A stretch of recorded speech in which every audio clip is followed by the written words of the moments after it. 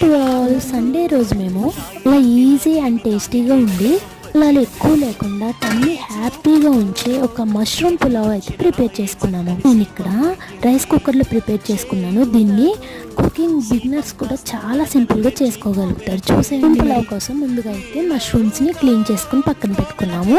తర్వాత అయితే రైస్ కుక్కర్లో 1 గ్లాస్ రైస్ వాష్ చేసుకుని ఒక 2 గ్లాసెస్ వాటర్ వేసుకుని పక్కన పెట్టుకున్నాను.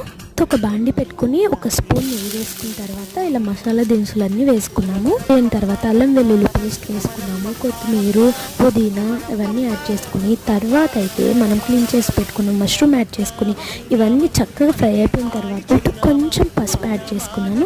ఎక్కువ మసాలాలు అయితే యూజ్ చేయట్లేదండి. ఒక చిటికెడు అయితే గరం మసాలా యాడ్ చేసుకున్నాను టేస్ట్ కోసం. ఇవన్నీ కొంచెం ఫ్రై అయిన తర్వాత అది తీసుకొచ్చేసి మనం కడిగి పెట్టుకున్న రైస్లో యాడ్ చేసుకోవడమే. ఇంతగా సర్వ్ చేసుకోవడమే. ఏమైనా టేస్ట్ ఉందో మీరు కూడా ట్రై